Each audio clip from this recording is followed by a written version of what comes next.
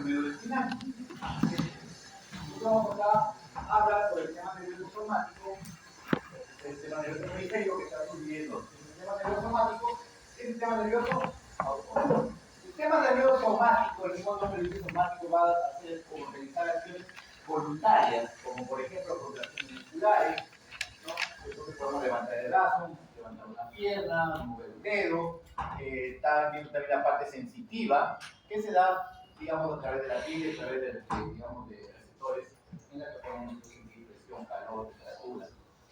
Eso lo ven a través del sistema nervioso periférico somático, que parte de dos pares, ¿no? De tronco encefálico, que te dan lo que son los pares craneales. ¿Cuántos pares craneales tenemos? 12. Y los pares aquí. ¿Cuántos pares aquí?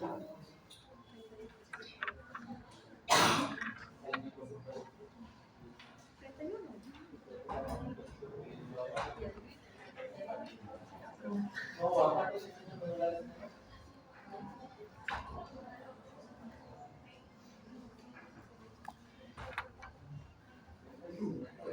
Hemos hablado de que hay 31 pares taquídeos, entonces hay 31 segmentos medulares. ¿Cómo llegado al significado? Entonces, cada segmento medular me da un par aquí, que cada sale en cada uno de los pelos. ¿Cuántas vértebras tenemos? Ya que se nos firman ya. ¿Cuántas vértebras tenemos? 33 vértebras, ¿no? 7 vértebras cervicales, 12 dorsales, 5 lumbares, 5 sacras y 4 coxígeos. Y segmentos medulares, 8 segmentos cervicales, 12 dorsales, 5 lumbares, 4 coxígeos, 4 sacros y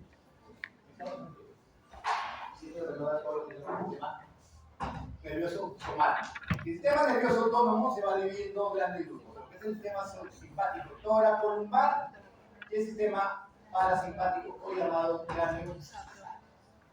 ¿Por qué tóraco-lumbar? Porque parten o salen de la médula espinal de la región torácica y lumbar.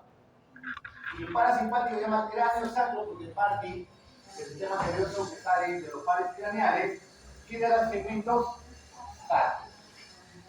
Bueno, por eso se denomina así.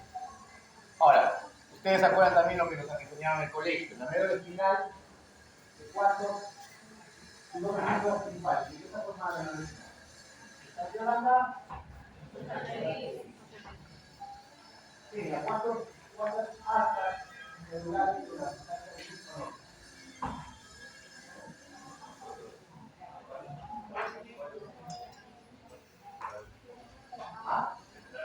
dos ventrales y dos dorsales. ¿No hay astas laterales? Son las astas dorsales o posteriores que son sensitivas, las astas ventrales o anteriores que son motoras y las astas laterales que son vegetativas. De las astas laterales parte lo que son en la zona tóraco-lumbar para el sistema simpático y de la zona sacra para el sistema parasimpático. Entonces aquí en el dibujo estamos viendo acá donde más o menos vamos a hacer una diferenciación así general entre el sistema simpático y parasimpático. Tenemos en el parasimpático, como ven, cráneo, sacro.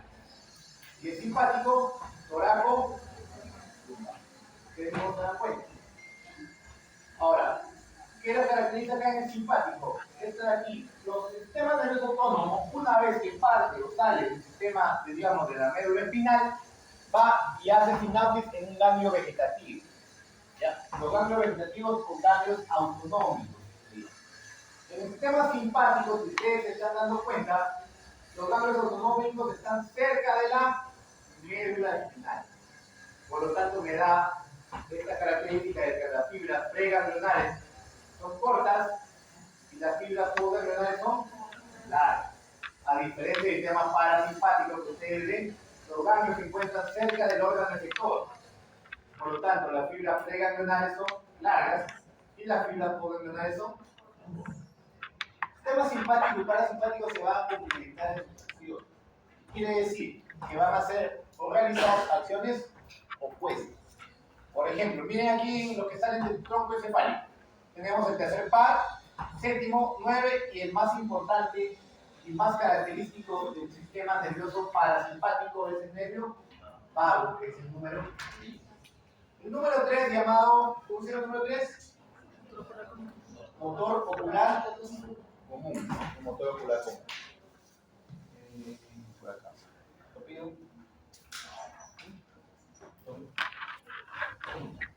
A ver, dime qué músculos inerva el tercer par cráneo.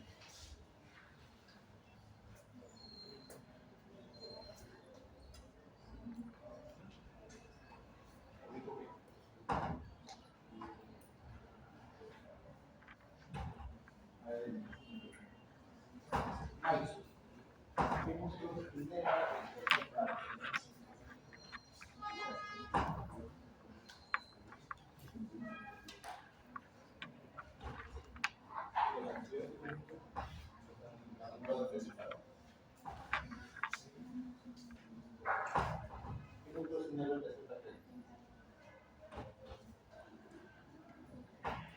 Para empezar, vamos. ¿Cuáles son los músculos externos del ojo?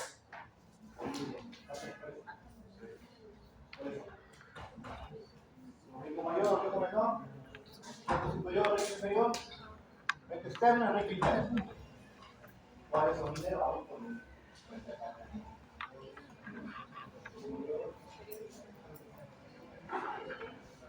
A ver, ¿cómo se llama el tercer par? Motor ocular común, por lo tanto inerva la mayoría de los músculos. El sexto par, ¿cómo se llama? ¿Cómo se llama el sexto par? Motor ocular externo. Por lo tanto, ¿qué nervio inerva el sexto? El externo, ¿no? El externo. Por lo tanto, eso no nos toca hacer. ¿Qué queda a nosotros? El patético o troclear. ¿Qué músculo inerva? El oblicuo mayor. ¿Qué les queda a los demás? ¿Los demás tienen inerva? El superior, el inferior, el interno y el oblicuo menor. Difícil es eso. ¿Cómo llegamos?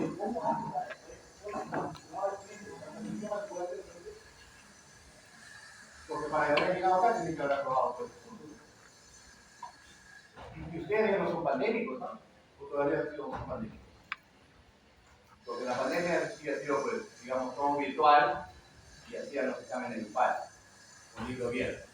Entonces, de aquí parte es un nervio netamente motora, se llama motor ocular, es un motor, pero parten fibras de un cambio llamado cambio de Dirichlet-Westphal que se encuentra en el mesencéfalo y a través de este par manda fibras hacia el ganglio ciliar que inerva el ojo. Inerva el músculo ciliar e inerva el músculo circular del iris. Por lo tanto, al activar este músculo ciliar y este músculo circular que voy a producir en el ojo, miosis, ¿no? Miosis. Y el simpático produce miosis. Ahí se va un pues. A través del nervio vago, por ejemplo, salen fibras para el corazón. ¿Qué pasa si activa el parasimpático? ¿Qué va a pasar en el corazón? Bradicardia. Los receptores parasimpáticos en el corazón se encuentran principalmente en el sistema de conducción. Por eso, al activar el M2 que se encuentra en el corazón, voy a producir bradicardia. Y si activo el sistema simpático, va a producir al contrario taquicardia, pero también aumento de la fuerza contraria. Porque los receptores beta 1 del simpático no solo se encuentran en el sistema de conducción, sino también en el miocardio. Así sucesivamente vamos a ir hablando de toda la vida. Si ustedes aprenden bien las acciones del parasimpático, con eso es suficiente para entender todo lo demás. Porque vamos a hablar dentro del parasimpático fármacos colinérgicos. Cuando ustedes escuchen el término colinérgico, inmediatamente en su mente tiene que venir acciones parasimpáticas. Y si escuchen anticolinérgico, lo contrario. Nada más, por eso yo les digo, porque en la práctica, cuando yo llevaba los niños para trabajar con el conejo, les pregunto qué hace la pilocarpina y no saben. ¿Qué esperan ver en el conejo con la pilocarpina? No saben. ¿Qué espero encontrar en el conejo si le aplico con pilocarpina? Miosis, bradicardia, cialorrea, o sea, todo lo que es, porque la pilocarpina es un colinérgico, un gustarín colinérgico, que vamos a hablar de eso. Pero primero vamos a hablar de fisiología. Tan bonita que la Entonces, este sistema parasimpático que lo hemos mencionado, el mesencéfalo, el globo líquido y la parte sacra medular 2, 3 y 4 para inervar, que es la vejiga, los genitales y parte del colon. Algo aquí de la región sacra. Parasimpático.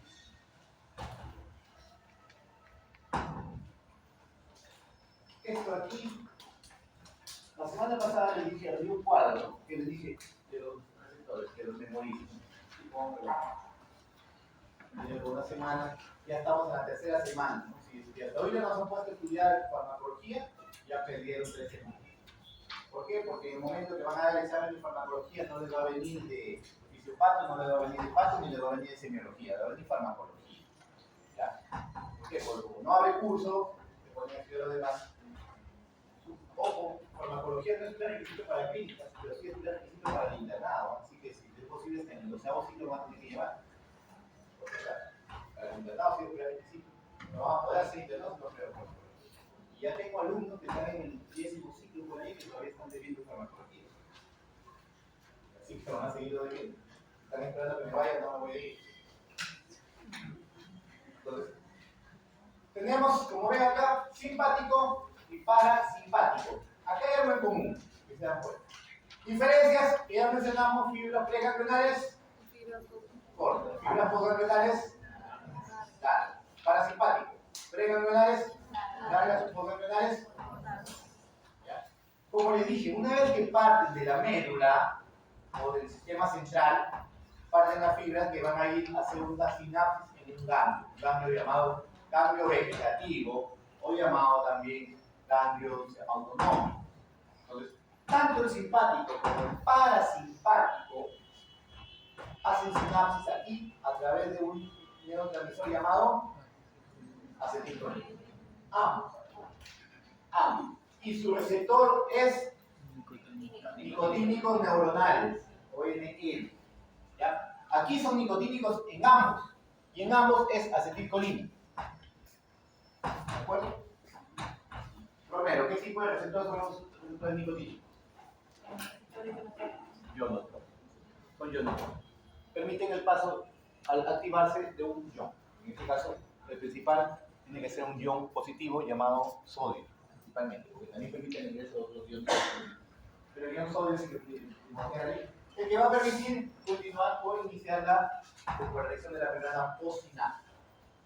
¿De acuerdo? Entonces, en ambos, simpático y parasimpático, es acetilcolina y receptores nicotínicos. Luego, las fibras postganglionares, cuando ya van y hacen sinapsis en el músculo, en el órgano efector, ahí ya es diferente. El parasimpático sigue siendo su neurotransmisor, acetilcolina. Pero en el simpático su neurotransmisor son las catecolaminas, en este caso las noradrenalinas. ¿De acuerdo? Y aquí también cambian los receptores.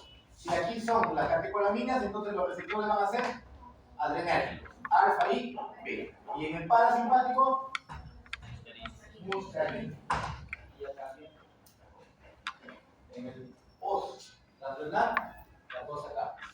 Aquí sí se diferencia el simpático del parafrigina. ¿Qué tipo de receptores son los muscarinos? Y los alfa y beta.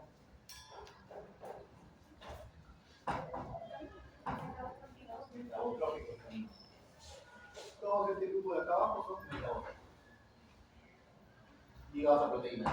Los muscarínicos son 5 tipos, son ligados a proteínas GQ y GI. Y los alfa y beta, GQ, GI y GS. Ya lo vamos a ver. Aquí van a hacer dibujitos, vamos a hablar de lo mismo, vamos a esquematizar acá, como pueden ver. Zona parasimpático cráneo, SAS. Lugares que están alejados del sistema central y cercano al órgano efector, a diferencia del simpático que se encuentra cerca del órgano efector. Vamos a hablar del parasimpático. Las fibras preganglionares son largas, ¿no? ¿Cuál es el neurotransmisor? Acetilcolina. Los receptores nicotínicos neuronales. Nicotínicos neuronales periféricos, porque hay neuronales centrales, pero eso no lo vamos a estudiar sobre pertenece al sistema nervioso. Aquí parte de una fibra postganglionar corta que va a activar también qué receptor, perdón, qué neurotransmisor también, acetilcolina. Y va a activar distintos nervios, distintos órganos, como por ejemplo que hemos hablado hace un momento, parte del nervio vago es uno de ellos, el tercer pancreanial, el ojo, las glándulas salivales, el sistema de conducción del corazón, el tracto gastrointestinal, etc. ¿Qué receptores hay acá? ¿Cuál? ¿Qué receptores de qué? Acá. Muscarina. Lo que salen, las fibras que salen de la región sacra van igual que acá, acetilcolina, y van hacia el órgano reproductor masculino femenino, al músculo detrusor de la vejiga y al colon. ¿De acuerdo? ¿Qué receptores hay acá? También busca. Recordar que el parasimpático en el hombre produce la erección y el simpático la eyaculación. Uno inicia la excitación y el otro la culmina. Como les digo, acciones opuestas. El sistema simpático, como ven aquí, parte de las asas laterales de la médula espinal en la región toracolumbar. Salen fibras, como ven aquí, preganglionales cortas, cuyo neurotransmisor también es acetilcolina. Sus receptores, igual, nicotínicos neuronas. Y una parte de aquí, de la zona lumbar, va hacia la médula suprarrenal. La médula suprarrenal actúa como si fuera un ganglio vegetativo, con su respectivo nicotínico neuronal y que es activado por acetilcolina. Aquí arriba hay una excepción a la regla, que son las glándulas sudoríparas. Normalmente las fibras postganglionales simpáticas, que son alfa, beta y noradrenalina, ¿no es así? Ya, las glándulas sudoríparas son activadas por el sistema simpático, pero con acetilcolina. Ustedes, por ejemplo, cuando sudan, haciendo ejercicio, su sudor sale caliente, porque es un sistema de termorregulación. Pero cuando ustedes tienen un susto tremendo, grande, por ejemplo, el domingo 28 que van al examen, entonces se activa el sistema simpático, primero se ponen pálidos, ¿no? Hay una vasoconstricción, empieza a latir el corazón con fuerza por taquicardia, por efecto adrenérgico, pero sudan también, ¿no? Y luego dicen que está sudando frío, se dice, ¿no? ¿Por qué? Por acción simpática, por acción de las glándulas sudoríparas cuando hay una hiperactividad simpática, ¿no? Por un susto tremendo. Bueno, lo que como hemos dicho hace un momento, en lo normal, en el sistema simpático postganglionar, ¿qué neurotransmisor? Adrenalina. Para que active distintos órganos también, el corazón, el intestino, los bronquios, las glándulas, etc. ¿Qué receptores son acá? Alfa 1, alfa 2, beta 1. Hay una parte también que salen fibras hacia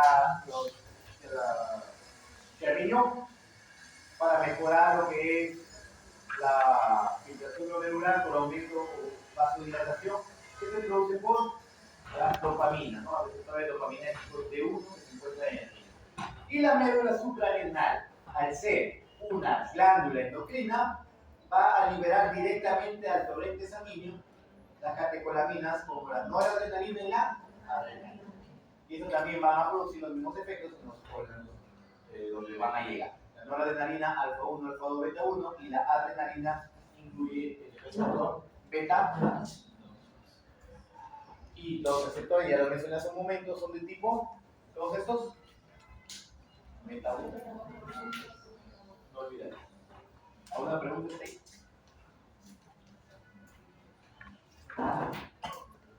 Bueno, continuando, porque todavía seguimos con fisiología.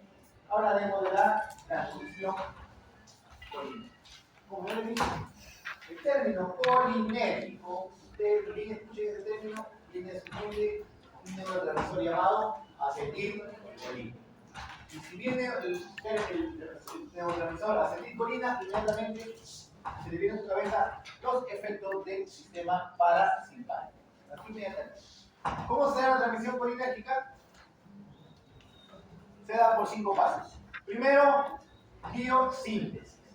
Se va a sintetizar la acetilcolina, tiene que salir al lado.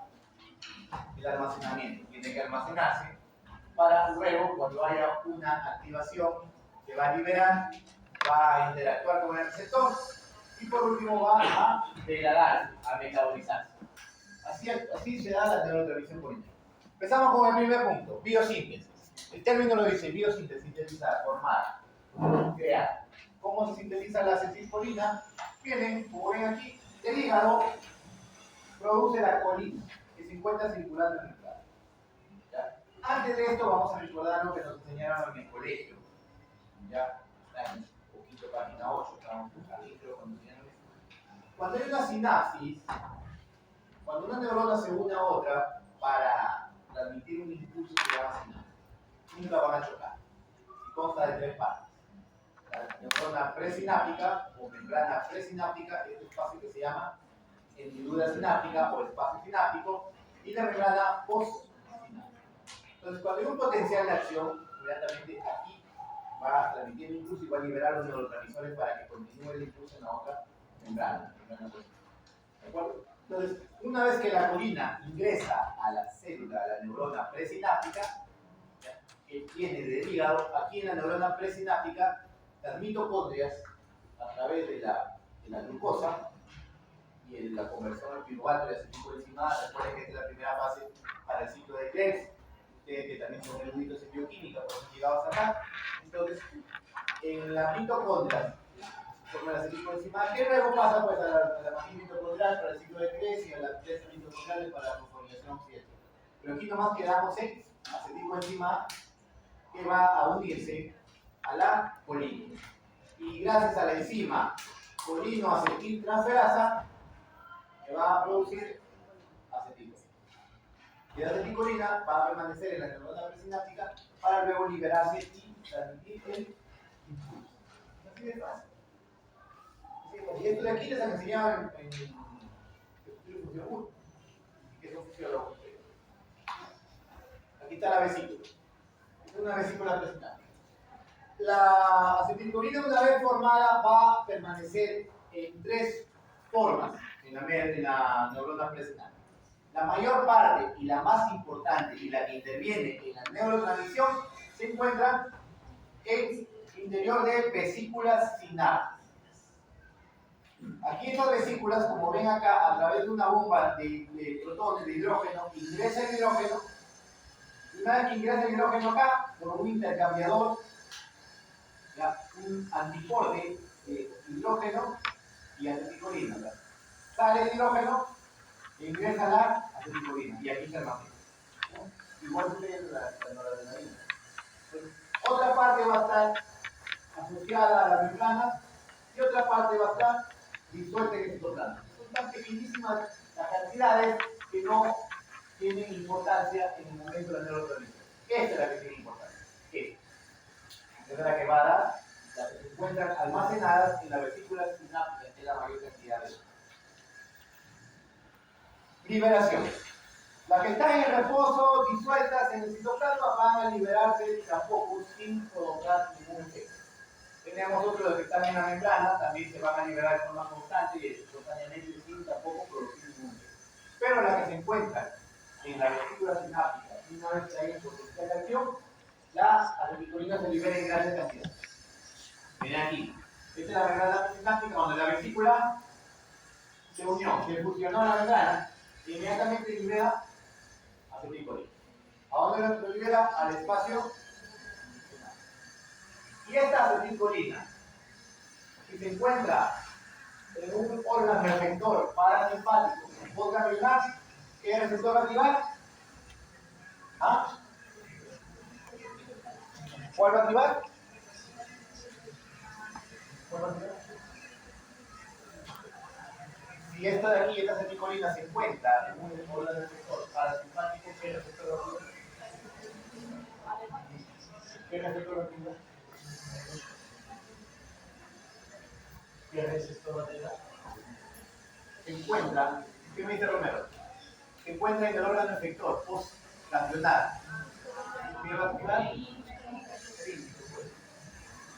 Suferín. se encuentra en el sinapsis preganglionar, nicotínicos neuróticos. Estamos en el sistema somático, en la placa motora, nicotínicos musculares. Está atento. Y en el examen es así, por si acaso. Pregúntenles a aquellos que no tienen dado examen. Es una pregunta donde la respuesta es la misma pregunta. Pero no se complica, buscan cualquier otra respuesta. O lo peor, responden lo adecuado y lo miran al compañero que se equivocó y lo borran y ponen los errores. Ustedes cuando se van a dar un examen, chicos, concientícense. Desde su casa vienen caminando pensando, mi compañero no sabe nada, mi compañero no sabe nada, mi compañero... Y evitan estar volteando y equivocando. Porque yo he visto exámenes excelentes, ¿está? Excelentes, pero marcados sin corrección las correctas. ¿Verdad? Yo he visto un examen con 6 preguntas, pero la correcta estaba en corrector. Y la mala estaba en la... Si habían respondido bien, lo borraron y marcaron. Y con eso se acaban de anotar. 10 más, no lo hace. Entonces pasa por el haciendo de estudios. Bueno, entonces, si estamos en una membrana postganglionar, en un órgano receptor, ok. Si estamos en un labio autonómico, receptor, nicotínico neurótico. Si estamos en el sistema nervioso somático, en la placa motora, nicotínico.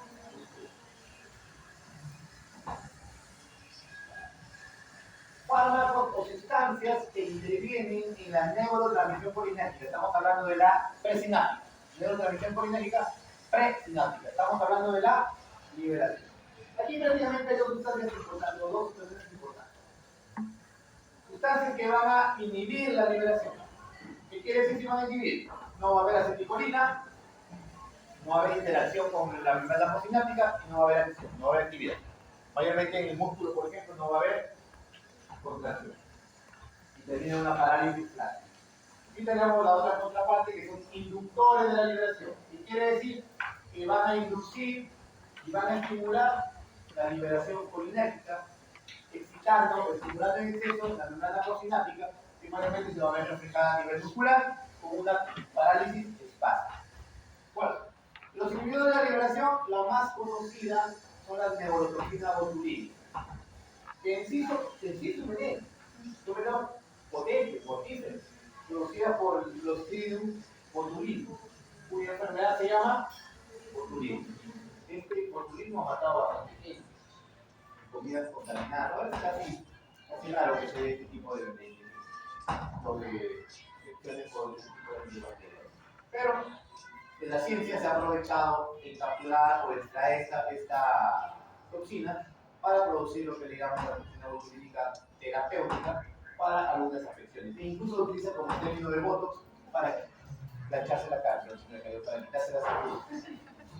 ¿Por qué? Porque se colocan en pequeñísimas cantidades debajo de los pliegues de las arrugas, relajando el músculo y tensando la piel.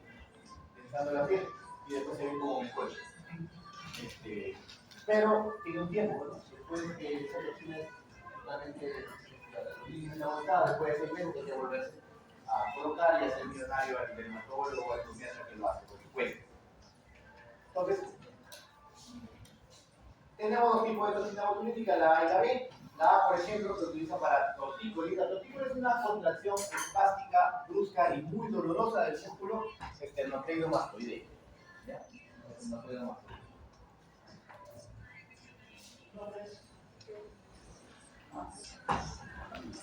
Entonces, si se hace un cuerpo, no vemos.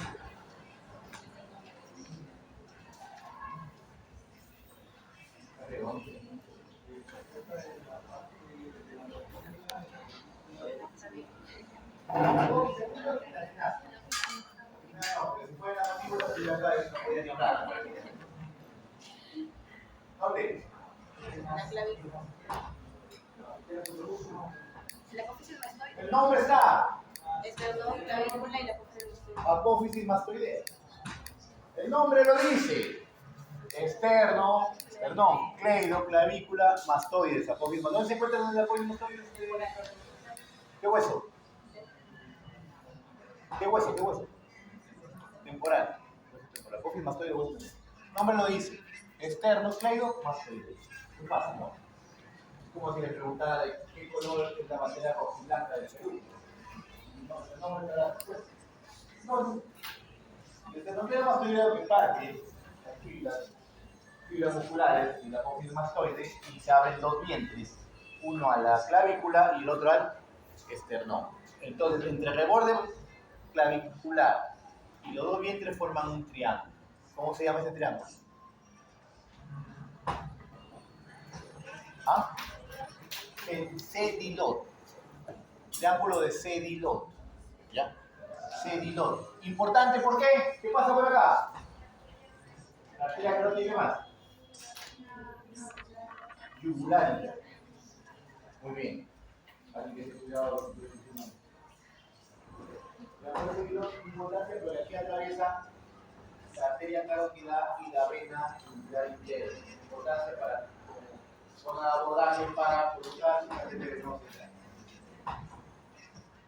Otras afecciones, espasticidad asociada a esclerosis múltiple, parálisis cerebral, etc. Otorrina tipo B, que es para distonía cervical y para situaciones de estética. Y los inductores de la liberación, casi son venenos más que todo, no se utiliza ninguno de usos clínicos, pero no vamos a mencionarlos. La más importante y más conocida es la bacitratoxina, que es una toxina producida por una especie de anfibios, un sapito venenoso, una ranita que son consideradas una de las más venenosas del mundo. Era una llamada bacitratoxina, que algunos nativos lo utilizan para cazar. Algunos sus flechas tiran hacia los animales para que, digamos, caen muertos inmediatamente, porque liberan grandes cantidades, fuerzan, liberar, digamos, acetilcolina en grandes cantidades, produce una parálisis. Tenemos otras toxinas como la ionomicina, la beatralina y las anatoxinas A y E, que son bueno, vamos a hablar entonces al destino de la acetilcolina, hacia dónde va una vez que se libera. No es que se libera el espacio intersináptico o hendidura sináptica. Hay una, se va a hidrolizar una parte, o inmediatamente todos, una vez que ya se los efectos, por la enzima llamada acetilcolinesteraza. Lo que se escapa del plasma se hidroliza por la enzima butililcolinesteraza, que se encuentra en el plasma, o llamada también pseudocolinesteraza. Así de simple. Se me ocurre preguntar, nombra las enzimas que degradan la acetilcolina, son dos: la acetilcolinesterasa y la butililcolinesterasa. Son dos enzimas que van a degradar, digamos, la acetilcolina. Y lo que va a interactuar en los receptores. Entonces aquí vamos a hablar de la interacción de la acetilcolina con los receptores. Los receptores colinérgicos son proteínas de membrana. ¿Ya? ¿Qué quiere decir que son receptores de membrana? ¿Se acuerdan? El cuadrito que les enseñé y les dije que se lo aprendan. Van a ser de dos tipos: los nicotínicos y los muscarínicos. Los receptores nicotínicos, que son inhibidos por el curare, que vamos a hablar después de eso, forman parte del canal iónico, y los muscarínicos, que son inhibidos por la tropina, forman parte, digamos, del grupo de las proteínas ligadas a proteína G, o llamados metabotróficos. ¿Miren qué fácil es? Los nicotínicos forman parte, digamos, del canal iónico, que una vez que se activa el receptor, se abre inmediatamente el canal. Estos son receptores muy rápidos. Su acción es inmediata y su duración es muy corta. Porque al activarse inmediatamente se abre, permite ion sodio y se cierra. Permite el ingreso al interior de moléculas de cationes de 8 ambos, siendo el principal el sodio. También permite el potasio y en menor grado calcio y magnesio. ¿Y eso qué va a provocar? El potencial posináptico excitador, o sea, la despolarización de la membrana, que va a llevar, digamos, como ve acá, una respuesta inmediata y de corta duración. Entonces, lo que estamos mencionando acá está formado por 5 subunidades de glicoproteínas de 55 kilodaltons cada uno, que van a rodear el canal iónico, que va a tener una forma de un pentágono, porque son 5 lados. Lo que hemos hablado de instrumento. Entonces, aquí como pueden ver, los 5 y una, digamos, un canal en forma de pentágono. Las subunidades son 2 subunidades alfa, una gamma, una delta y una beta. Esto de aquí estamos repasándolo porque ya lo hemos estudiado en tipo de función. Entonces, estas subunidades, hay que saber que entre la subunidad alfa y delta, y alfa y gamma, y entre la subunidad alfa y delta, en estos puntos es donde la acetilcolina se termina uniendo. El lugar de unión de la acetilcolina al receptor está localizado en las interfaces entre la A delta y la A gamma. Esto es fisiología todavía. Entonces vamos recapitulando lo que hemos mencionado hace un momento.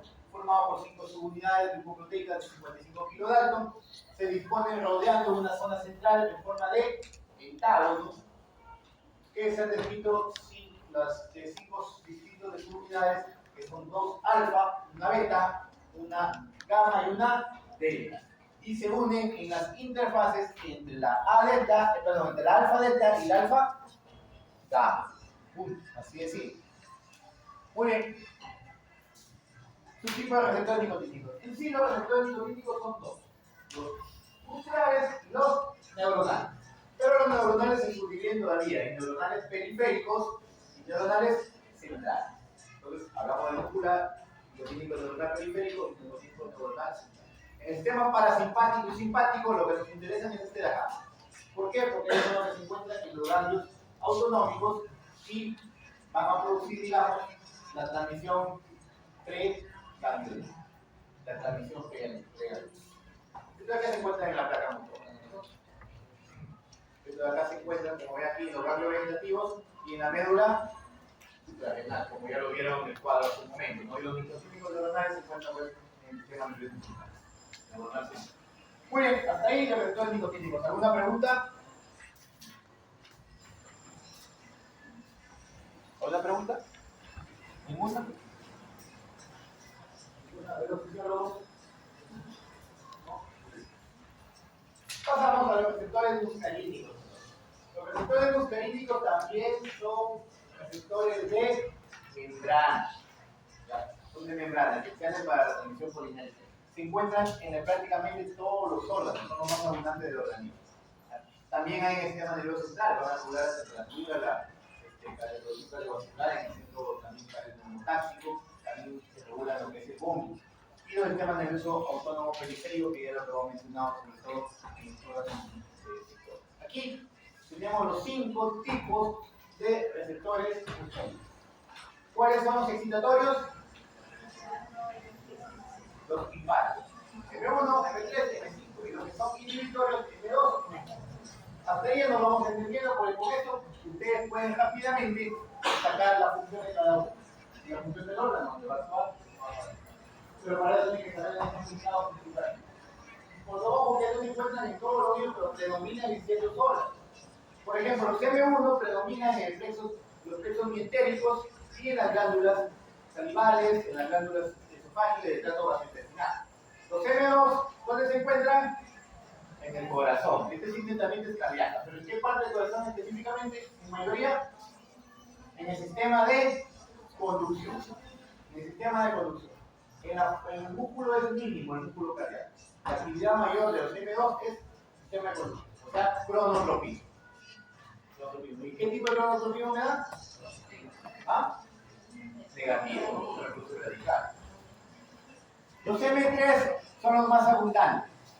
Se encuentran en el músculo liso bronquial, músculo liso gastrointestinal, músculo liso también vesical, ahí abundan. Son, digamos, ¿qué tipo son? Excitatorios, ¿no? Son excitatorios.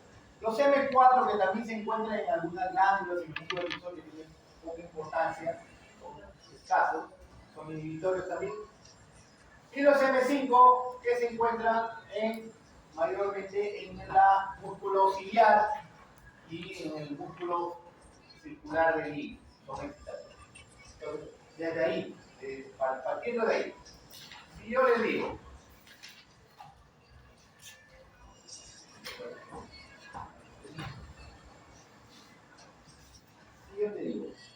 aumento el tono vagal, ¿qué pasa con los receptores M2? ¿Qué pasa con la cuerda?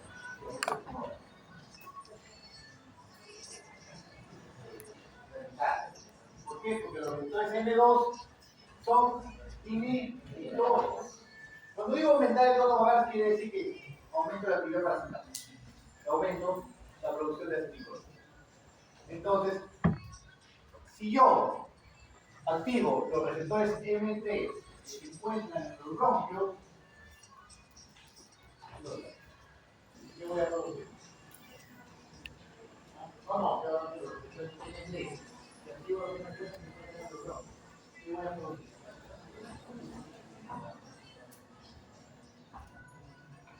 Claro.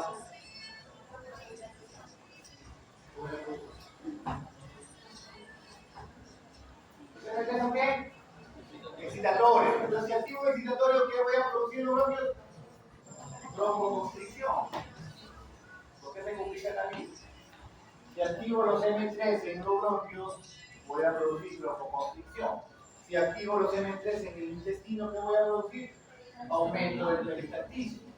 Si aumento los M3 en la vejiga, voy a producir aumento de la contracción vesical.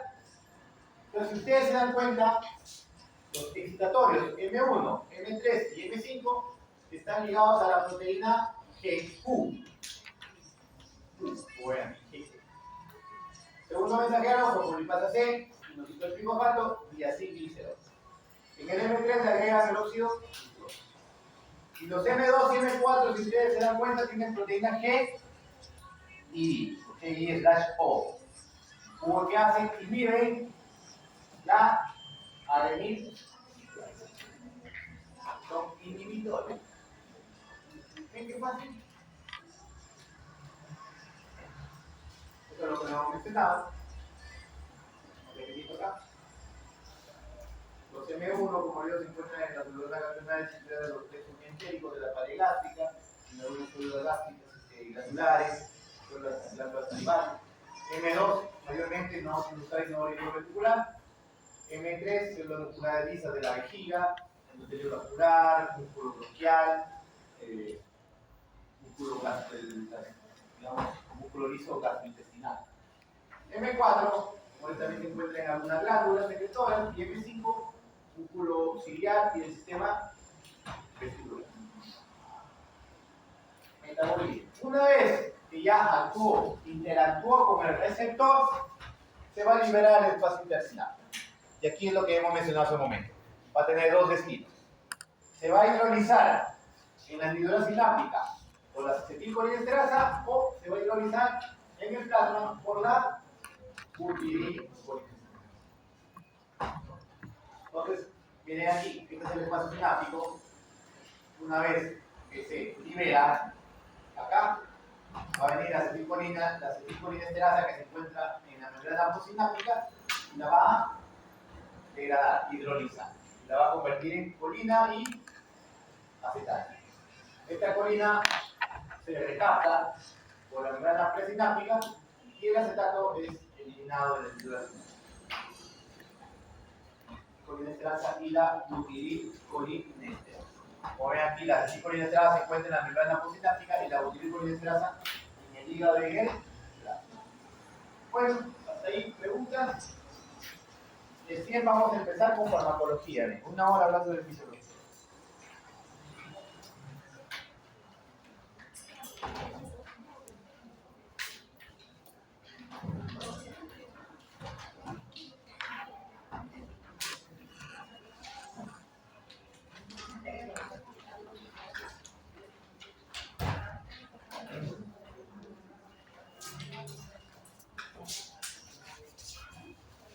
Hablaremos de los fármacos agonistas colinérgicos o llamados también parasimpáticos miméticos.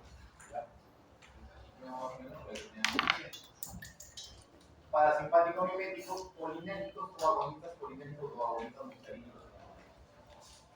Si son lo contrario, se llaman parasimpaticolíticos, antagonistas colinérgicos o simplemente anticolínicos.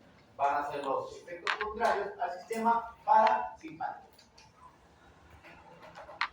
Entonces tenemos dos grandes grupos. Los fármacos colinérgicos de acción directa que van a activar directamente los receptores muscarínicos y van a activar los receptores muscarínicos de forma directa. Y tenemos los colinérgicos de acción indirecta. ¿Por qué indirecto? Porque ellos no van a activar los receptores. ¿Qué es lo que van a hacer? Van a inhibir la enzima que degrada la acetilcolina, es decir, la acetilcolinesterasa. ¿Y quién es la que va a producir los efectos? La misma acetilcolina. Por lo tanto, va a activar los dos tipos de receptores, tanto muscarínicos como nicotínicos. Entonces, hasta ahí entendemos que ahí estamos. Si hubieran venido leyendo la mayoría, hubiéramos entendido más todavía.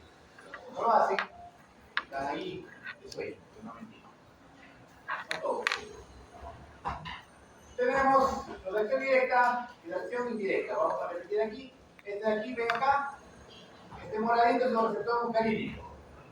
Y este verdecito es la acetilcolinesterasa. Como ven aquí en este esquema, en este gráfico, la acetilcolina es liberada y activa los receptores muscarínicos. Y una vez que termina su acción, viene la acetilcolinesterasa y la convierte o degrada en acetato masculina. Y luego esto de aquí, la colina es recaptada y el acetato es eliminado. Entonces, ¿qué es lo que hace? Aquí los fármacos de acción directa activan directamente el receptor, provocando los efectos muscarínicos. Y los de acción, ¿qué hacen? Aumenta la actividad. ¿Y qué hacen los de acción indirecta? Inhiben o bloquean la acetilcolinesterasa. ¿Y qué es el resultado de eso? Aumentar la concentración de acetilcolina en el espacio sináptico. Entonces aquí, como ven, solamente directamente receptores muscarínicos. Pero en cambio, indirecto al inhibir esta enzima, no solamente aquí va a activar la acetilcolina de los muscarínicos, sino también en los ganglios autonómicos y en la placa motora. Receptores, ¿qué encontramos ahí? Receptores nicotínicos. Ya, los de acá. Aquí tenemos los ésteres de colina, alcaloides naturales, derivados sintéticos, que van a activar solo opción muscarina. Y los indirectos, como ya les mencioné, tenemos los carbamatos, los órganos fosforados, que van a activar los dos tipos de receptores. Hasta ahí, entendible, fácil, regalado. Esto aquí lo voy a intentar. Tenemos fármacos colinérgicos. Los de acción directa, que van a mencionar.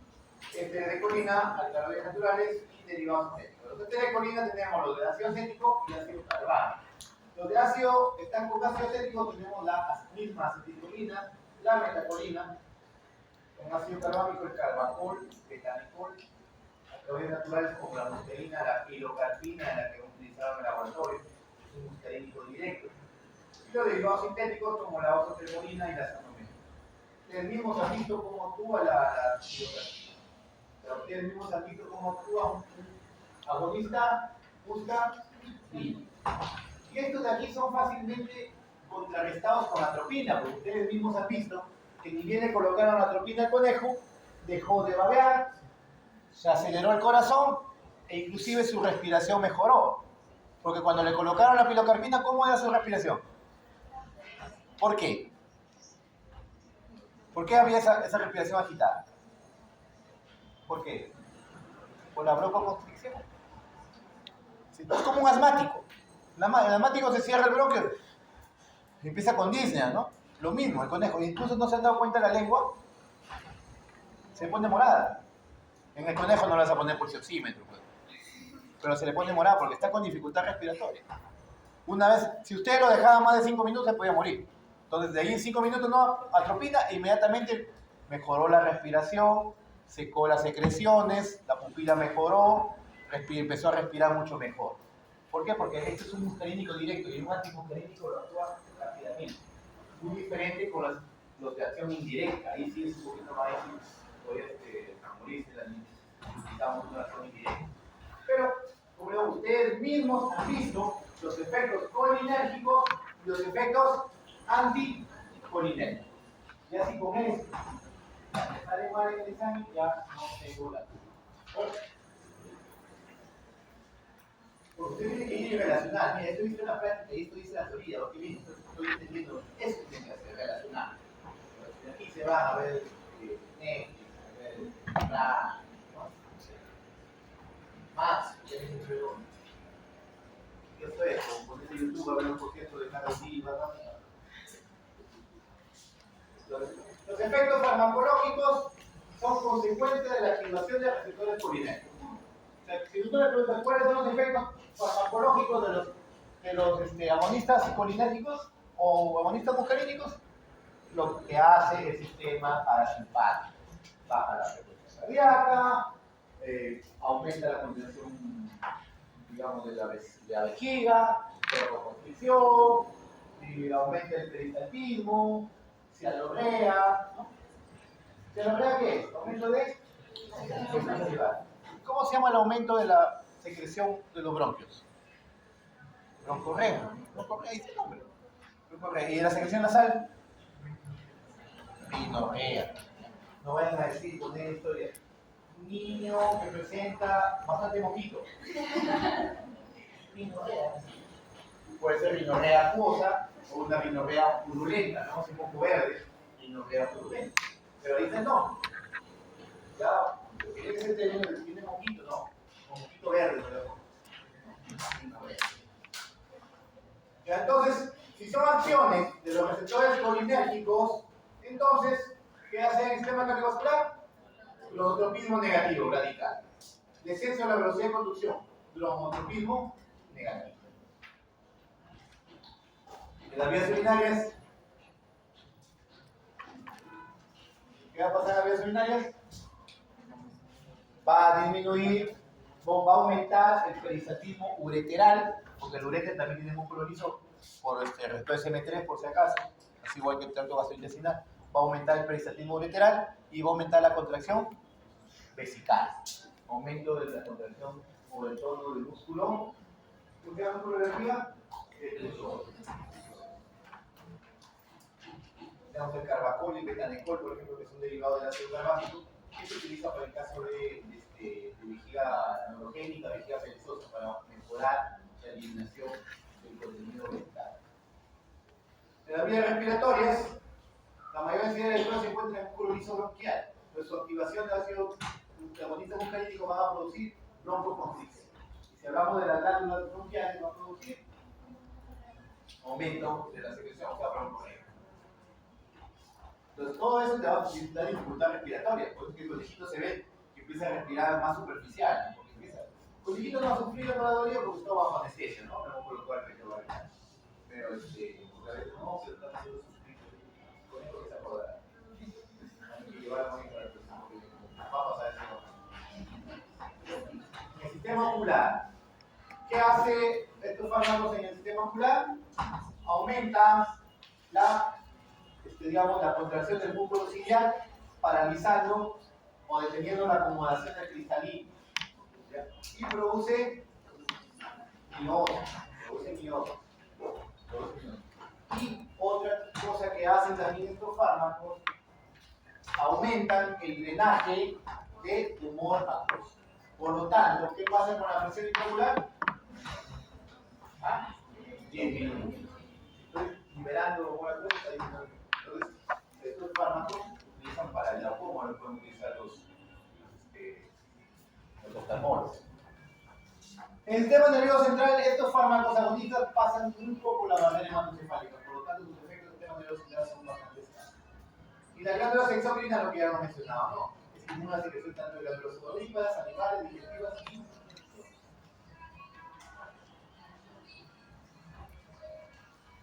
hablamos de características farmacocinéticas. Estos ésteres de glicolina se van a absorber mal por vía oral e inmediatamente se van a hidrolizar en el tubo digestivo por la pseudocolinesterosa. En el plasma también inmediatamente por la pseudocolinesterosa. Y si entran a la industria sináptica, por la acetilcolinesterasa. Rápidamente su acción es corta. Por eso que mayormente se utilizan, como les dije, para cuestiones oftalmicas locales a nivel del cerebro. Otros, como el betanecol o el carbacol, sí tienen un tiempo de vida mayor que puede producir efectos sistémicos si es que se exageran la dosis, puede haber un síndrome muscarínico que vamos a hablar. Reacciones adversas. Todas las reacciones adversas que vamos a tratar acá son una activación generalizada o exagerada de la actividad muscarínica. ¿Qué tipo de reacciones adversas tenemos?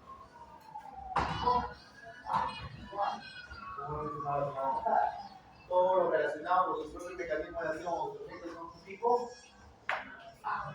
Y eso dice, todos estos efectos son bloqueados por la atropina. Todos los efectos que vieron ayer con el conejo, le pusieron la atropina y fueron bloqueados. Rápidamente, rápido. Una vena marginal de la oreja. Una vena. Yo le coloco una miel.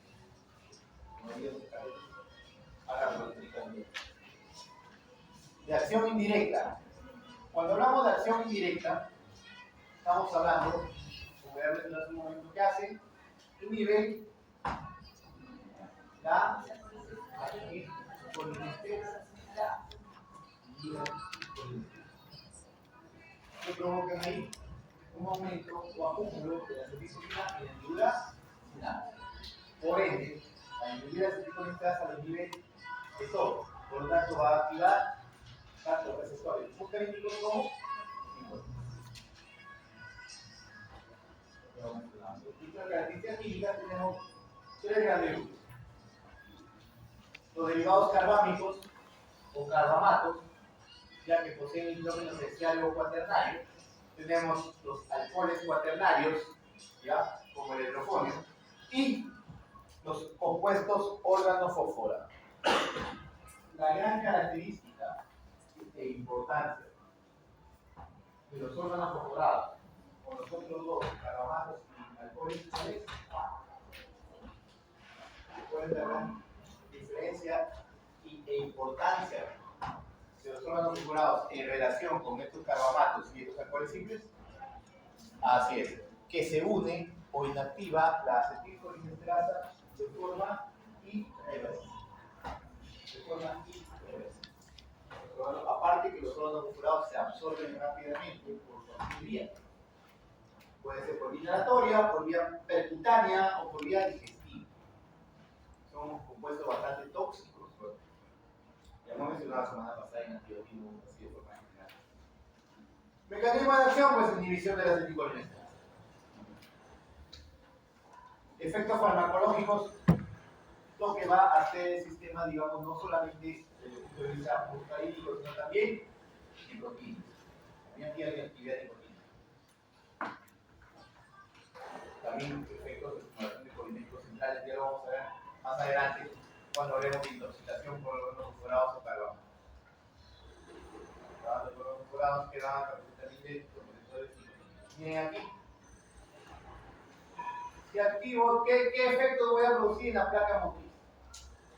Voy a aumentar la contractividad. Dosis bajas y dosis altas llevando a una aparición de articulaciones, alambres y por último terminar en una parálisis plástica por hiperestimulación. Ustedes pensarán, no, si aumenta la contracción va a producir una parálisis espástica. No, ¿por qué? Porque quiere decir que los receptores nicotínicos son, digamos, de acción rápida y de corta duración. Entonces inmediatamente se abre el límite sodio y despolariza la membrana y la deja despolarizar. Y en un momento en el que se agotan los canales, se agota el calcio y ya no hay concentración. Y el músculo se relaja y termina en una parálisis plástica, una parálisis respiratoria. Esto vamos a hablar sobre esto. El sistema ocular disminuye la presión intraocular por aumento del drenaje. El aparato digestivo aumenta el peristaltismo. Un paciente que es intoxicado por carbamatos o órganos fosforados llega con un aumento, incremento del movimiento intestinal y dolor abdominal intenso. El aparato genitourinario contrae el músculo deprusor, aumenta el peristaltismo uretres y relaja el esfínter vesical. Un paciente que ha consumido este tipo llega a orinar.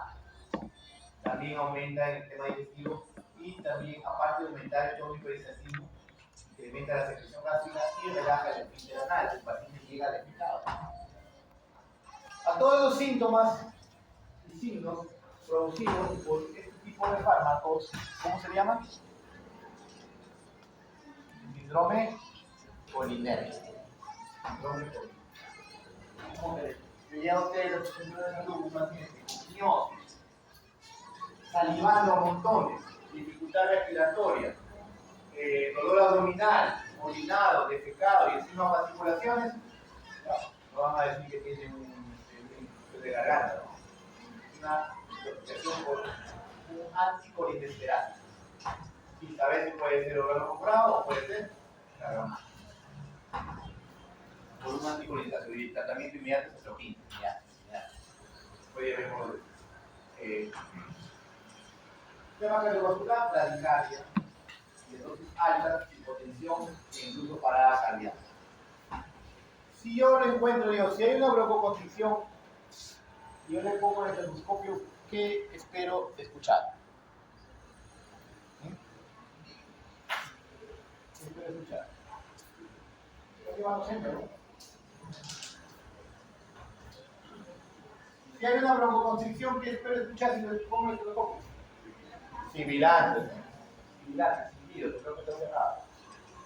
Y si hay aumento de las secreciones, ¿qué espero escuchar? Delitos de desocupación son el país. Aquí no estamos hablando del país, estamos hablando de vías respiratorias, del bronco. Roncando, muy bien, roncando. Cuando la ocupación es alveolar, en caso de una neumonía, ahí escucha feo. Pero cuando el problema es la ocupación es en las vías respiratorias, las secreciones, se llama, va a escuchar roncando, algo roncando.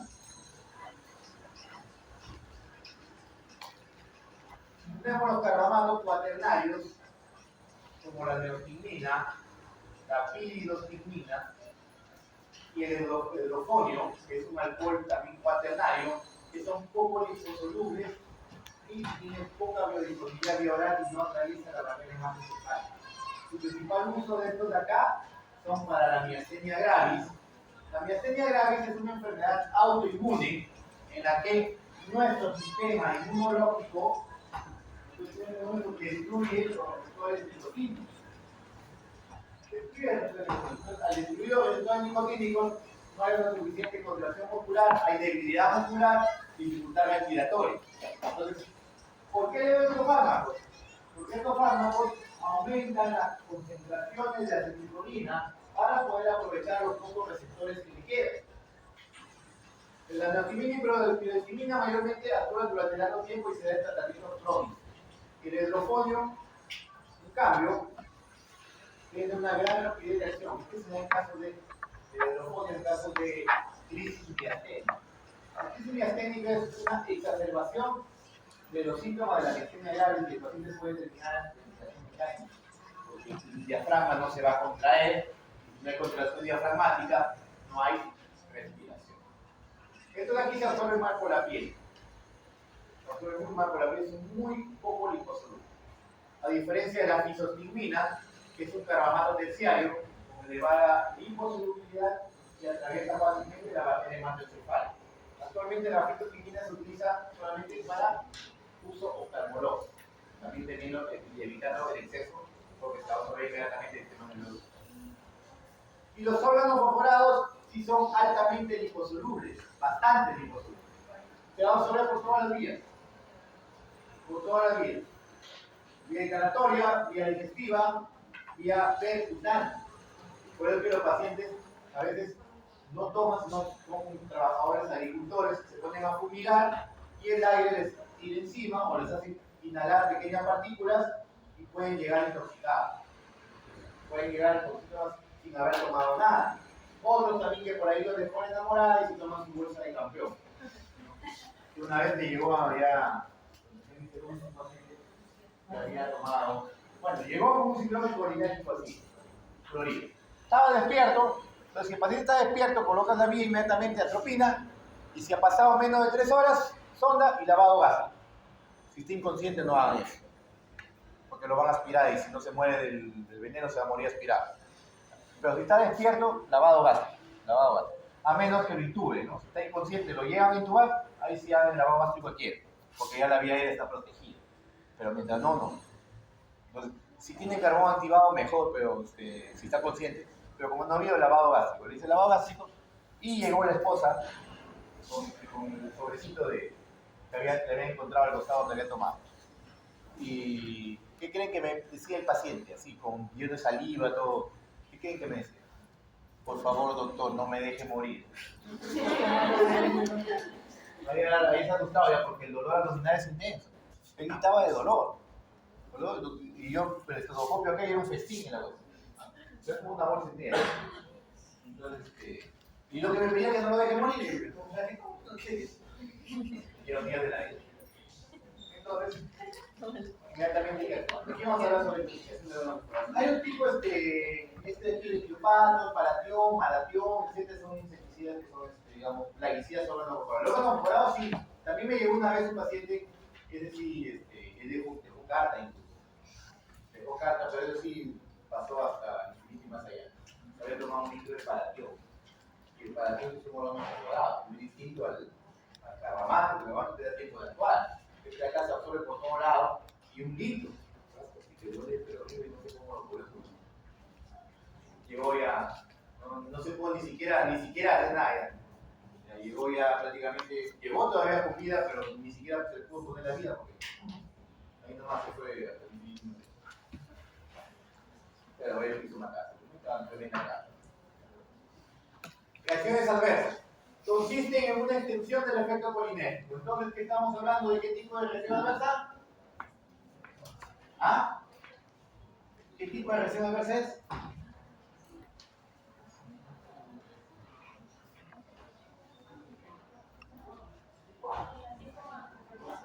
Las más comunes son tipo A. ¿Cuáles son las tipo B? Las raras. Las reacciones raras, que no tienen que ver nada con su efecto. Por ejemplo, les digo, paciente que le pongo un anticolinérgico, un anticolinesterásico, y me hace un síndrome de Stevens-Johnson. No tiene nada que ver, es tipo B. Pero el suscitador grande que consiste en la extensión de su mismo efecto, tipo A. Recuerden bien, hace bien el examen, se ve que no está leyendo. Las tipo A, ¿se acuerdan cuáles son las causas que producían una reacción tipo A? Por exacerbación de efectos colaterales, por exacerbación de efectos secundarios y por una sobredosis negativa. Por fallas farmacocinéticas que aumentan la concentración de fármacos y atraviesan la concentración mínima tóxica. ¿De acuerdo? Eso se dice ya la semana pasada. Me quedé sin garganta. Quería salir, pero no podía hablar. Entonces, pasamos a la reacción adversa como consiste en una extensión del efecto colinérgico. Entonces, ¿qué podríamos decir? Un síndrome colinérgico. Que puede haber crisis colinérgicas con fasciculación. ¿Qué quiere decir? Actividad muscarínica y nicotina. Parálisis muscular, parada respiratoria, palidez, sudoración, miosis, salivación, vómitos, radicales severas, bloqueo cardíaco y parada cardíaca. Si no actúa rápidamente.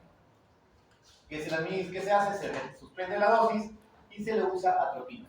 Y ustedes dirán, doctor, pero si la atropina es antimuscarínico y la parada muscular es nicotínico, ¿por qué no le doy un antinicotínico? ¿Por qué? Porque si le doy un antinicotínico si le vas a producir una parada muscular de verdad y entonces no volver a respirar. ¿Qué es lo que pasa? ¿Por qué usamos atropina en este tipo de intoxicaciones, tanto por carbamatos, que son los fármacos de la miastenia, por el tóxicos como los órganos corporados? ¿Y por qué no usamos fármacos antinicotínicos? Porque ¿qué pasa si un paciente tiene parada respiratoria? Porque es una parada respiratoria por parálisis muscular, no por otra cosa. ¿Qué hacemos? Intubamos, o si no tenemos un tubo, máscara y ambú. Y con eso lo mantienen vivo. Pero si es por acción muscarínica, hay una broncoconstricción severa, así lo intubes, no le vas a meter aire con nada, el bronquio se cerrado. Y si hay acción, bradicardia y parada cardíaca, es más difícil. ¿Ustedes creen que es como las películas que los masajean como una hora y se despiertan como si nadie se sienta? Después ni siquiera se van a despertar porque es un síndrome por parada. Con 5 minutos nomás ya hay un daño irreversible del cerebro. Con 1 o 2 minutos el cerebro es demasiado largo. Quizás en 2 o 3 minutos se recuperan, pero después están postulando al Congreso. Quedan con secuelas. El cerebro es muy lábil. Entonces, si es por acción nicotínica, te va a dar una parada respiratoria. pero la parada respiratoria la puedes controlar. Tú intubas un ambú y así lo llevas hasta el hospital, ¿no? Con oxígeno y ambú. No se le va a morir, pero administrado la atropina. Y a un paciente intoxicado, empieza a administrar atropina, pero por efecto nicotínico les hace parada respiratoria. ¿Qué hace? Intubación y ambú. Lo tienen atropinizándolo todo el camino y dándole ventilación manual. Y van a llegar al hospital sin que se les muera. Porque la acción, digamos, nicotínico lo que te da es parada muscular. Parada muscular, que lo vas a suplir con un ventilador o un ambú. Pero si hay muscarínico te da una broncoconstricción. Se cierra el bronco y ¿con qué lo haces? Entonces ahí por eso es que se le da atropina para revertir los efectos musca, que es lo que te va a matar. Te da una parada cardíaca, un bloqueo cardíaco.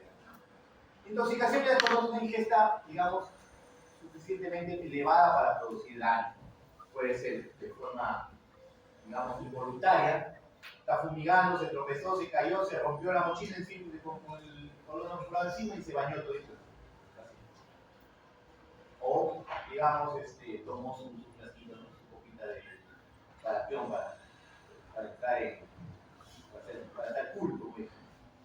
No puede estar al otro lado. Entonces, signo de activación de receptores colinérico, tanto muscarínicos como nicotínicos. Entonces hay dos tipos de intoxicación, aguda y crónica. La aguda es la que les he mencionado. Exposición o inhalación de vapores sobre los ojos. Ingestión oral, digamos, esto sí es por autodañarse, o vía percutánea. Y la intoxicación crónica que se ha comprobado en pacientes, personas que están fumigando constantemente y van ingiriendo de a poquitos, digamos, a una muerte lenta, porque al final te va a llevar a la muerte. Te va a llevar a una polineuropatía por desmielinización y con los síntomas parecidos a la esclerosis múltiple, que tiende a ser mortal. Aplicaciones clínicas. Parálisis motora.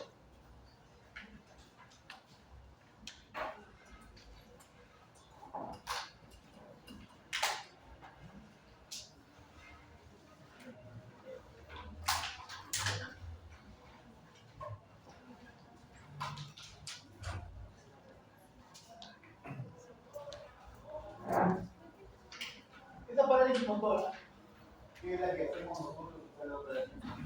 Es más, ahí por empezar la operación yo le estoy produciendo una parada respiratoria y el paciente no se aguanta. Lo estoy durmiendo y le estoy produciendo una parada respiratoria y con eso no se va a morir. Si le produzco una parada cardíaca, sí. Una parada respiratoria no, ¿por qué? Porque lo estoy intubando y le estoy poniendo ventilador para que pueda operar. Y una vez que ya está ahí, ya estamos operando y estoy viendo, monitorizando su ventilador mecánico. Antes no había ventilador mecánico y era manual. Se colocaban una máquina anestésica, una bolsa y yo iba bolseando toda la cirugía. Hasta que apareció el ventilador mecánico. La parálisis motora que yo utilizo fármacos antinicotínicos para provocar esa parálisis motora. ¿Cuáles son los más importantes? Vamos a hablar más tarde. Los muscarínicos, el becuronio o rucuronio. Son antinicotínicos competitivos con la acetilcolina. Yo administro gran cantidad, una dosis adecuada, y como aumenta en el espacio, la placa motora, el espacio sináptico, aumenta en gran cantidad el becuronio, y es un competitivo, quiere decir que tiene afinidad y no actividad, se une al receptor nicotínico y desplaza hasta la acetilcolina, inhibiendo la contracción muscular, y el paciente deja de moverse en todo el organismo y deja de respirar. Yo lo intubo y se va a la máquina hasta que termina la operación. Pero si es una operación y se va metabolizando y poco a poco va recuperando. Pero si es una cirugía corta y que todavía sigue bloqueado y yo quiero que recupere, ¿qué hago? Me coloco un anticolinesterásico, que es la neostigmina. ¿Y con qué finalidad?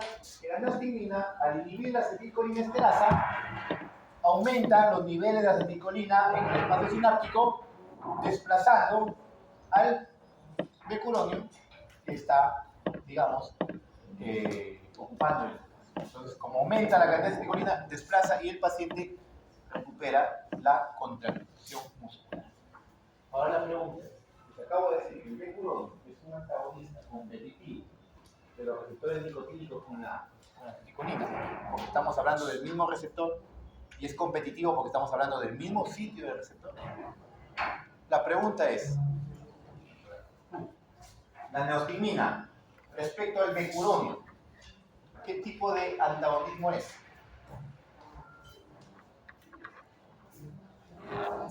Si han leído la clase de la semana pasada, me da la respuesta hoy. Si no lo he leído, no me van a dar.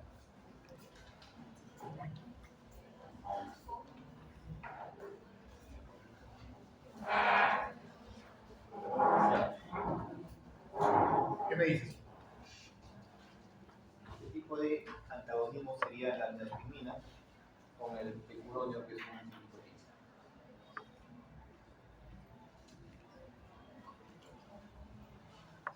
Ay, sí. Ecuaciones agonismo, sinergismo, es un nombre de antagonismo. Fisiológico, pues. ¿Qué dice el concepto? Y es fácil. ¿No? ¿Qué pasa? No leen. No leen. ¿Cuándo hablamos de antagonismo? Hay tres tipos de antagonismo: farmacológico, fisiológico y químico. Farmacológico es porque actúan en el mismo receptor. Si actúan en el mismo sitio es competitivo. Y si actúan en un sitio diferente del mismo receptor es no competitivo. Punto. Y olvídense de ese, pasamos. Si actúan en dos receptores diferentes, fisiológicos, porque van a tener acciones o funciones opuestas. Y si no actúan en ningún receptor, se viene el otro y neutraliza, se llama químico.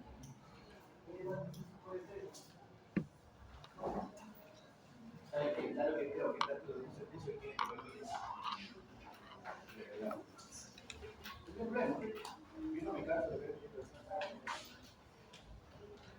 Entonces, les estoy mencionando, es fácil de aprender. Es fácil de aprender, no sé por qué se confunde o por qué se complica, es fácil de aprender.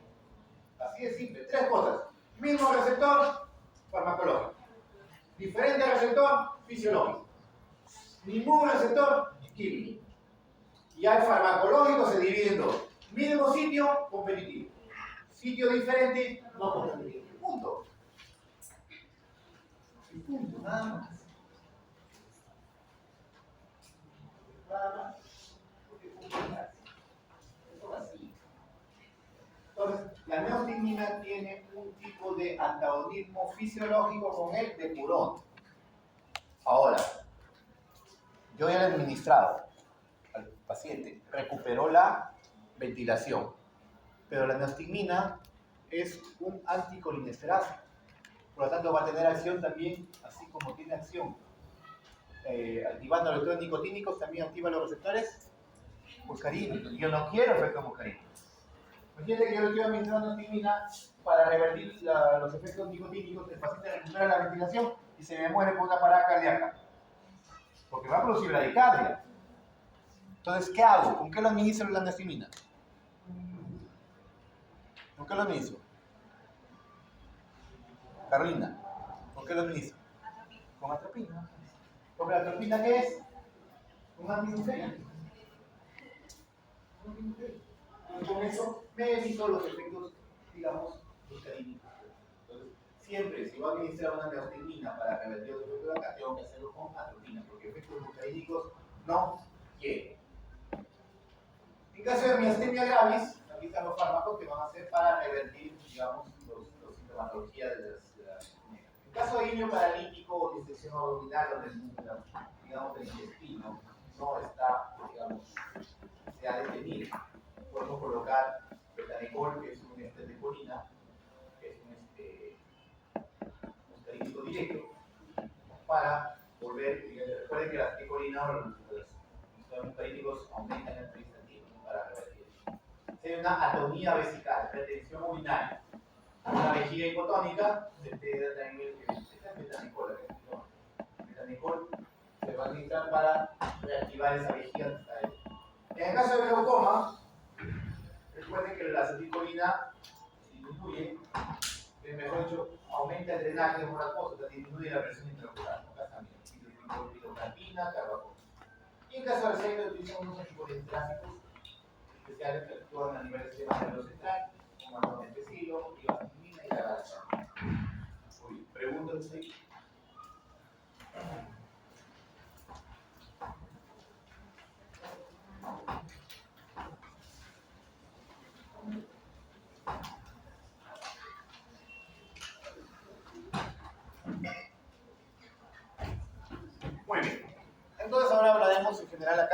lo correspondiente a la intoxicación por anticolín. Aquí estamos hablando ya de desde el punto de vista ya de farmacología, hablando de cirugía. La intoxicación aguda que se da, digamos, en minutos por inhalación de aerosoles, órganos perforados. Y se da por absorción percutánea, órganos perforados. Si un paciente viene con síndrome colinérgico, agricultor, que después de haber estado fumigando, te viene con síntomas colinérgicos, tienen que pensar inmediatamente en órganos perforados. ¿Por qué? Porque el órgano perforado se absorbe por la piel y se absorbe por la vía inhalatoria. Pero si viene porque ha ingerido algo, puedes pensar también en carbomatos. Y ruega que sea carbomato, porque el órgano perforado es más difícil de tratar. Entonces, la duración depende de las propiedades, digamos, la liposolubilidad o los órganos perforados son demasiado liposolubles, por eso no se ven. Tenemos acá los principales plaguicidas son los perforados. Acá en el Perú tenemos el paratión y el malatión, son los principales. Los carbamatos tenemos el Danicap, Propoxur, que son insecticidas. Estamos hablando acá de tóxicos o de venenos. Entonces, ¿qué es lo que te va a dar? Te va a dar un síndrome colinérgico. Este síndrome colinérgico, ya que son anticolinesteráticos, te va a dar signos y síntomas tanto muscarínicos como nicotínicos.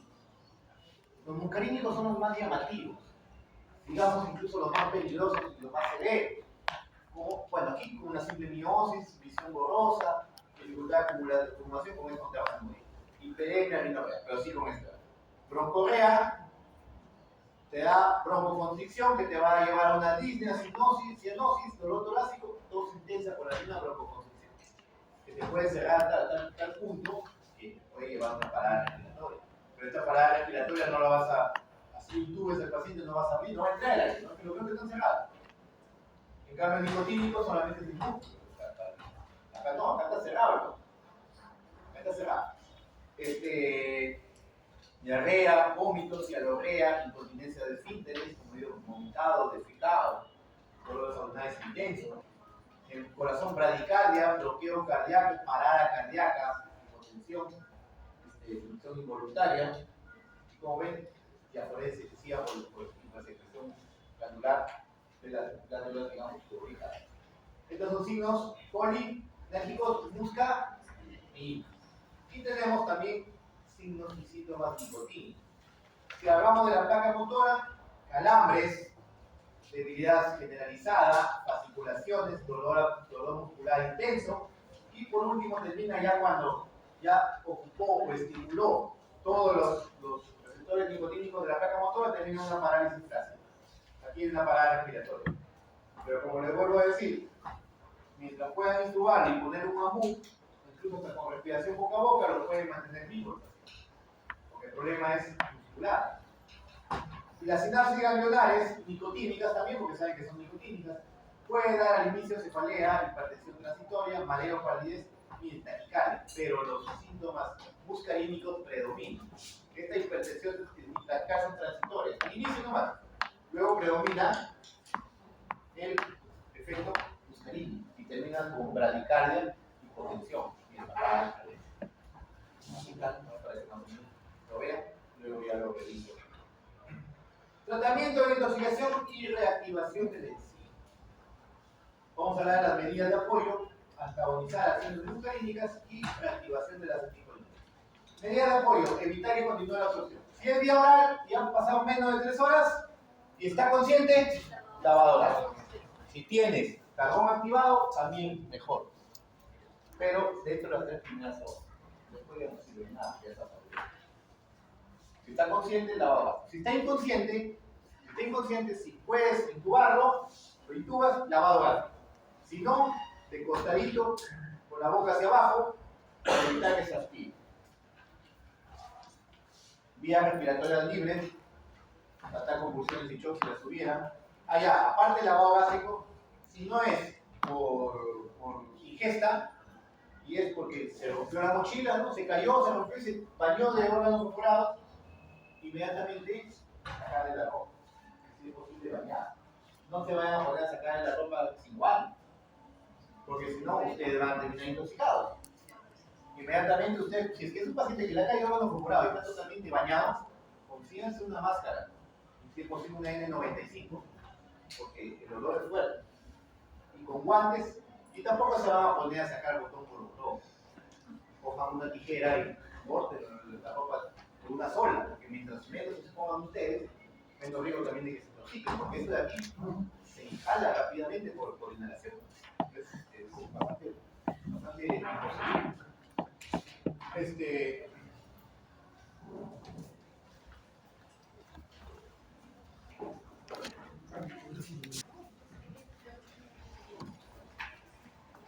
Entonces, como le estaba mencionando, sin aspiración bronquial y si es posible respiración asistida. Cuando yo les hablo de respiración asistida, les estoy hablando de respiración.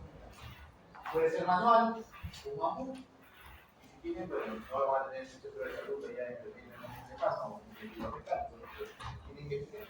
Ojo, pero una vez me dijeron, doctor, y si no tenemos bambú, no tenemos laringoscopio, y tubos, ustedes cuando vayan a una muestra, ¿qué es lo primero que tienen que hacer? Ver que este es un coche de paro, digamos, completo. Y el coche de paro que tiene que ver, AMU, laringoscopio, tubos endosarquianos, tubos de mayo, todo lo que manejo día es, sí o sí. Así que si se les muere un paciente porque no hubo, ¿quién va a buscar? A ustedes por falta de decisión. Tienen que solicitar el pedido. Ahora, antagonizar acciones muscarínicas. ¿Por qué las antagoniza las acciones muscarínicas? Con un antimuscarínico. ¿Por qué? Atropina. Y la reactivación de la acetilcolinesterasa que vamos con las oxinas. Pregunta del millón. Si han leído la clase de la semana pasada, me van a ver. Y si no, ya me están demostrando que están perdiendo su tiempo y que no vamos a ver otro sitio. Novoa Valves. Dime, ¿qué tipo de antagonismo va a hacer la atropina con el órgano controlado de trabajar?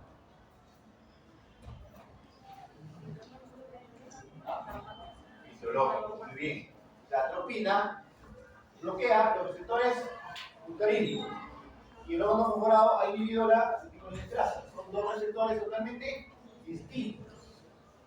¿Es así? Entonces son dos receptores distintos, van a producir digamos, un antidotismo, en este caso antidotismo o antagonismo fisiológico. César Fernández, ¿está? Ya. Las oximas, ¿qué tipo de antagonismo o antidotismo me va a hacer con el órgano fosforado, en este caso?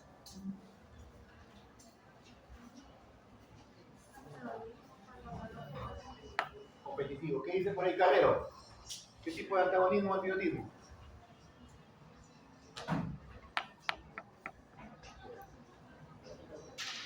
Tú.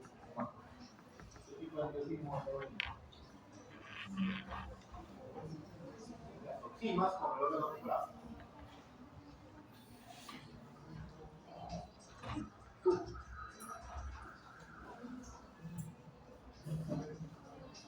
A ver, el órgano fosforado se une de forma irreversible con la acetilcolinesterasa. ¿Qué dice acá? ¿Qué va a hacer la oxima con el órgano fosforado? Neutralizarlo. Y si es neutralizarlo, ¿cómo se llama? Químico. Y es más, la semana pasada le he dicho, una de las últimas diapositivas del antidotismo. Por eso le digo, si no ha realizado, están perdiendo 3 semanas. Y en una semana no van a recuperar las 3. Bien que recién, desde la semana pasada estoy haciendo el examen y recién hice un poco.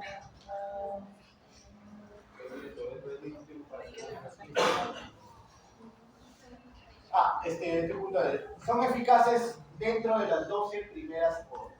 ¿Por qué? Porque después de las 12 horas ya se empezó a producir nueva enzima. Pues de más está. Pero eso sí, esto de aquí, donde hay oxígeno.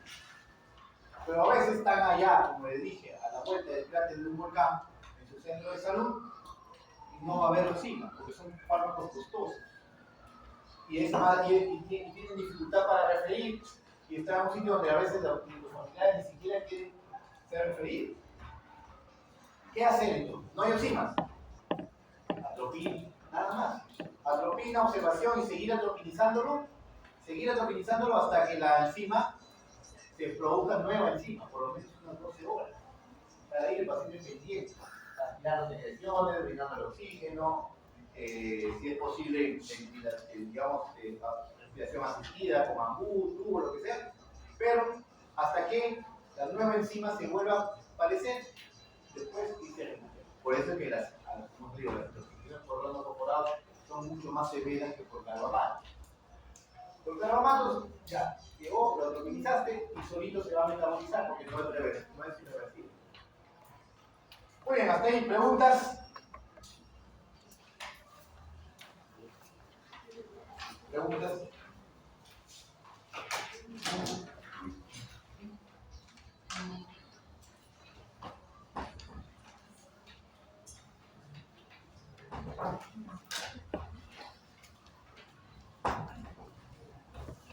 Fármacos antagonistas colinérgicos.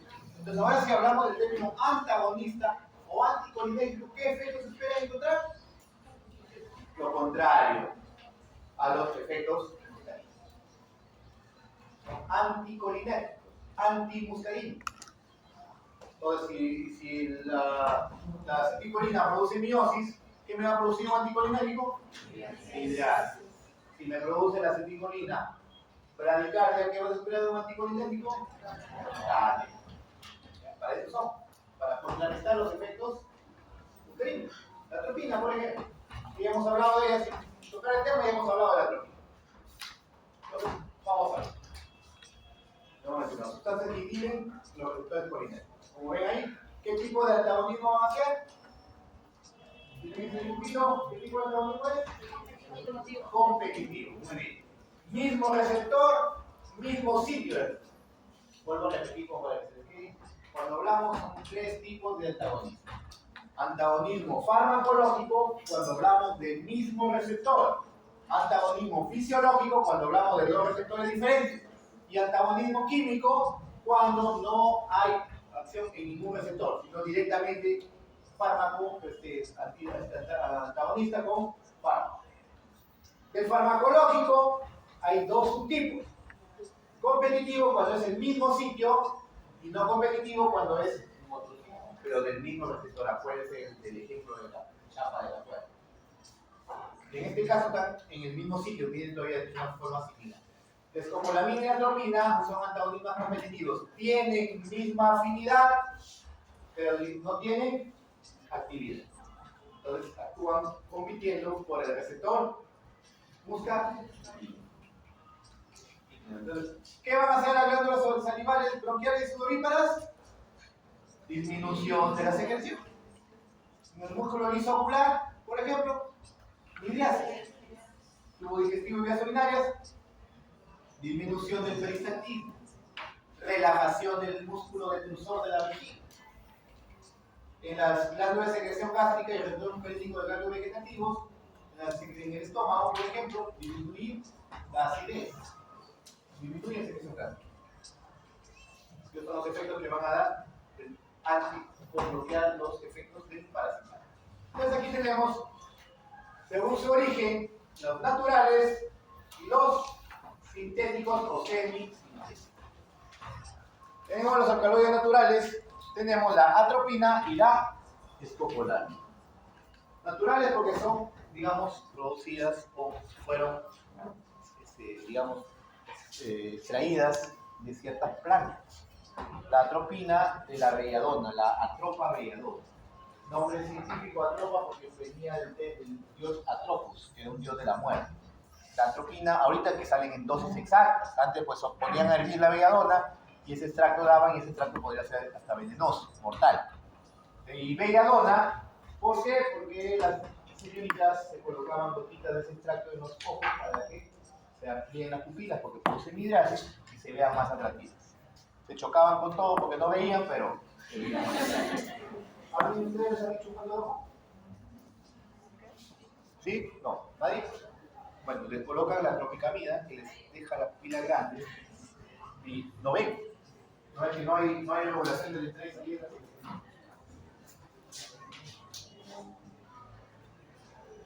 no hay entrada y salida de la luz. Entonces, mayormente de la altura extramoral también de la cabanatropina de la mandrágora, una planta, digamos, igualmente mágica, o sea, una planta que supuestamente tenía forma de macho, que si la sacaban bruscamente gritaba y que la sacaba se moría. Pero también se extraían de ahí de la mandrágora. La escopolamina era de otra planta que era del género Diosciamus, que entonces la escopolamina actualmente lo conocemos como bustapina, que es realmente vía oral, es un antiespasmódico potente. Antiespasmódico, ¿por qué? Porque ¿qué hace? ¿Qué hacen los receptores M3 cuando activan los receptores M3 en el intestino? Aumenta el peritativo, ¿no? Cuando tal se van a la tía veneno, ponen sus toxinas que están mezcladas ahí con el ceviche, con todo. En lugar incluso de cachito les ponen su potecito con ciprofloxacino. Entonces, al día siguiente están con un dolor abdominal intenso tipo cólico, se van y toman su bustapina, que es la escopolamina. ¿Y qué hace esta escopolamina? Es un anticolinario. ¿Qué hace? Relaja el músculo liso intestinal y detiene las contracciones y detiene el dolor. Pero se van junto con eso, toman su Bactrin y dicen, ay, el Bactrin me hizo bien.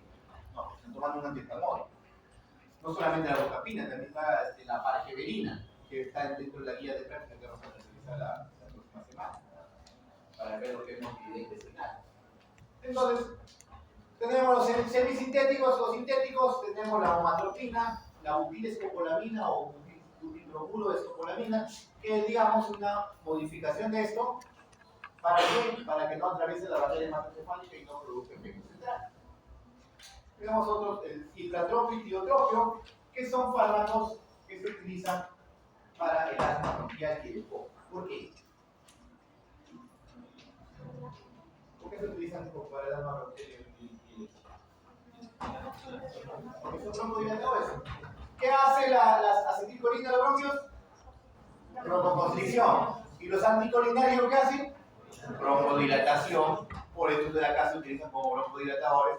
Activan directamente los receptores M3 de los broncos. Broncodilatante. Tenemos la tropicamida, que es la que se utiliza, como le dije, en los ojos para dilatar las pupilas. Y otro fármaco de este.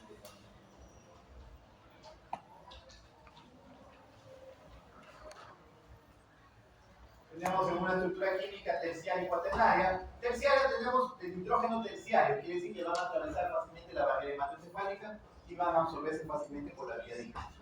La atropina solamente viene para uso parenteral, pero la escopolamina viene para vía oral. Incluso la escopolamina, o también, ¿cómo la llama? Diosina, es lo mismo. Viene también de 10 miligramos, que toma una para como antiespasmódico. Y la estructura cuaternaria, que no se absorben bien por el tubo digestivo, tiene una baja biodisponibilidad y no atraviesa la barrera hematocefálica. Aquí tenemos, por ejemplo, el inflatropio, inflatropio, tiotropio y también, como les dije, una modificación de la escopolamina, que es la butilescopolamina. Tenemos los no selectivos, prácticamente la mayoría, porque son distintos receptores químicos, y los selectivos, que bloquean específicamente ciertos receptores, como la pidestepina o la tenestepina, que se utilizan para enfermedades de los ganglios basales. Entonces hablaremos de la atropina escopolamina, que son los más usados y los que ustedes van a usar bastante en su centro de salud, más que todo la escopolamina. ¿Qué hace en el tubo digestivo? Reduce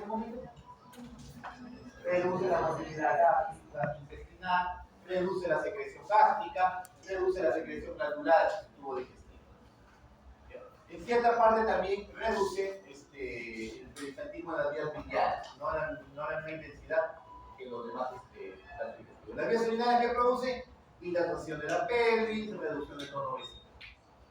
En el aparato cardiovascular, reducción del tono vagal, que quiere decir que voy a aumentar la velocidad de conducción y la frecuencia cardíaca. Es decir, un cronotropismo positivo. Muy bien. Cronotropismo positivo. Si hablamos de velocidad de conducción, ¿de qué estamos hablando? Dromotropismo. Dromotropismo positivo. En el sistema ocular, ¿qué hace?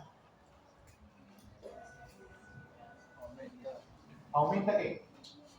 aumenta la presión intraocular. Hace lo contrario que la aceticolina.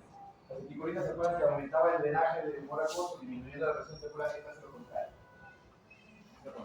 Por eso en pacientes con glaucoma hay que tener precaución en el uso de anticolinérgicos, porque puede aumentar la presión intraocular. También producen, al bloquear el esfínter del iris, que produce midriasis. Por contrario, midriasis.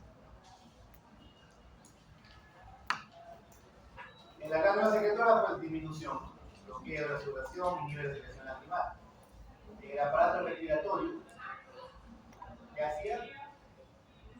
Bronco-dilatación, disminución de la glándula bronquial, relajación. Y el sistema nervioso central produce bloqueo de transmisión colinérgica en núcleos vestibulares. No solamente en núcleos vestibulares, también actúa, digamos, en el sistema límbico y puede provocar efectos de agitación psicomotriz, obviamente en adultos mayores. De raíz. Absorben bien el tubo digestivo los de estructura terciaria. La expresión de la piel menor y lo derivamos del intestino cuaternario, donde se vamos a ver mejor. Si tenemos tejidos, se atraviesa la barrera macrocefálica y placentaria con facilidad. Y incluso lesionamos. Tenemos la atropina y la escopolamina. Hay pomada de escopolamina, bueno, esta es una escopolamina media de 2.5 horas aproximadamente de la atropina. Hay una pomada de escopolamina, pomada de belladona, que una vez le he visto a mi abuelito usar, se utilizaba para cuando había algún tipo de golpes, dolor. Los derivados con nitrógeno cuaternario sí se absorben mucho menor y no penetra la barrera hematoencefálica. Las reacciones adversas, dependiendo del bloqueo, si es periférico o central. Si es periférico puede ser leve, moderado, severo, del primero, segundo, tercer grado. Puede empezar con sequedad de boca, depresión de la secreción, más intenso, midriasis, visión borrosa, y tercer grado termina con anomalías de la producción cardíaca y llevamos a una taquiarritmia. Y si es muy intenso el aumento de la dosis o muy intensa la reacción adversa, puede llevar incluso a una fibrilación ventricular. Y una fibrilación ventricular, ustedes saben que termina en un colapso cardiovascular y muerte. Bloqueo central, primer grado, cambio de humor, ataxia, segundo grado, pueden distracciones frecuentes y más intenso desorientaciones, alucinaciones y agitación psicomotriz. En los niños es mortal con dosis de 10 miligramos. En cada ampollita, 2 miligramos. Ustedes administran 10 miligramos de 10 ampollitas, pueden matar a un niño. Los semisintéticos y sintéticos son, digamos, mejorados en su farmacocinética para que tengan, digamos, por ejemplo, unos fármacos no atraviesan la barrera hematoencefálica para no producir barreras centrales. Tenemos el micratropio y tiotropio, efectivamente, el receptor es M1, M2, M3 por el micratropio y el tiotropio M1 y M3. ¿Dónde? En el aparato respiratorio. La próxima semana que hablemos sobre asma bronquial vamos a hablar nuevamente de esto, les voy a preguntar. Tenemos la omatropina y tropicamida, que son de estructura terciaria que utilizan los oftalmólogos para manejo. La tropicamida para abrir el iris y poder producir un fondo de ojo o algún procedimiento en la retina. O incluso para operaciones de catarata, tiene que estar el iris totalmente dilatado el ojo para que puedan ingresar y puedan extraer el cristalino dañado para que utilicen nuestro propio el oftalmólogo. Tenemos la dicicloverina, que sirve, digamos, también como antiespasmódico, al igual que la butilbromuro de escopolamina o de dioxina. Tenemos la oxibutinina para vejiga hiperactiva. La vejiga está demasiado, digamos, estimulada, se le da para contrarrestar. Recuerden que los anticolinérgicos relajan la actividad vesical. Tenemos la pirenzepina como antagonista selectivo, que ya hemos hablado hace un momento para la enfermedad de ganglios basales, y el bromuro de glicopironio, que es un producto bastante bueno, efectivo, similar a la atropina, bloquea los 5 receptores con la gran ventaja de que no atraviesa la barrera hematoencefálica. Entonces, en sala de operaciones, cuando una paciente hace una bradicardia severa, lo ideal es dar el glicopironato o bromuro de glicopironio. Pero ¿qué pasa? Es muy costoso y el seguro no te lo da. Tienes que utilizar atropina. Y los viejitos, como les digo, a veces se despiertan con agitación psicomotriz. bloqueo muscarínico a nivel del sistema límbico. Bueno, tenemos estas son las aplicaciones terapéuticas. Por ejemplo, dice bloqueo de la hiperactividad parasimpática. Bloqueo de la hiperactividad parasimpática. ¿A qué me refiero yo con hiperactividad parasimpática? Dame ejemplo de un cuadro clínico de una hiperactividad parasimpática.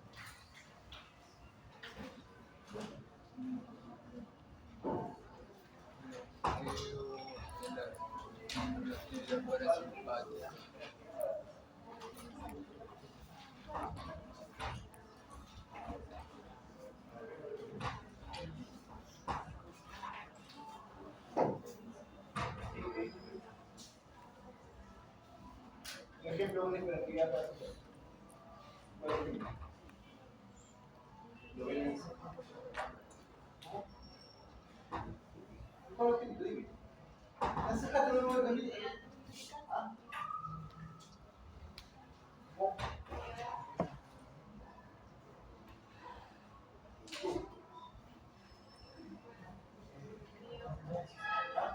No, un cuadro clínico de una hiperactividad.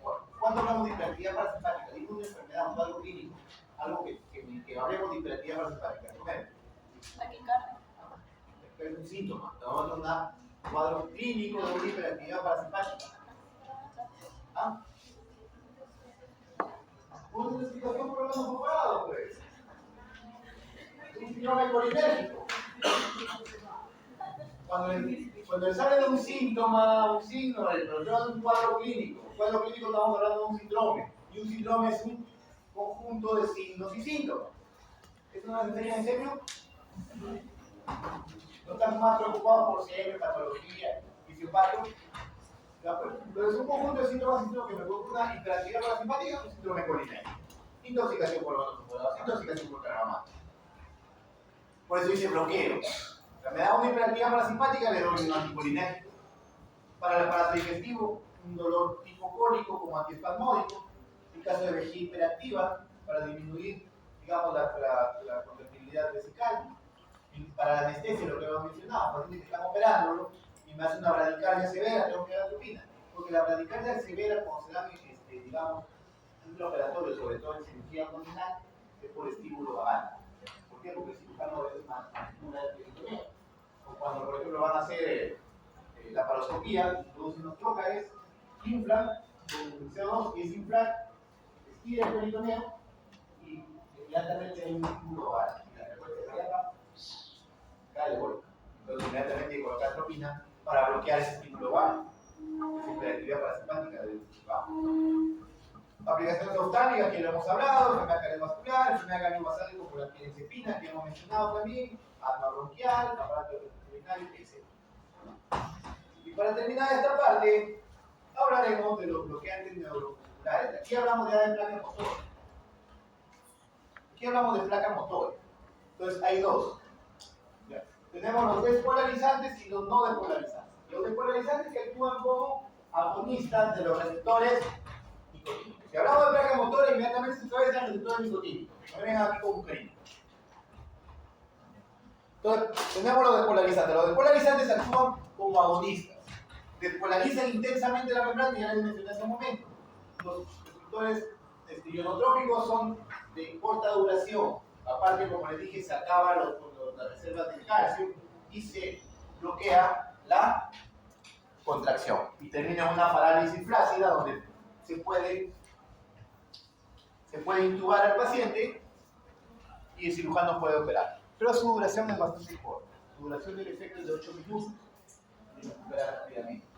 Se metaboliza en el plasma por la pseudocolinina de la succinilcolina.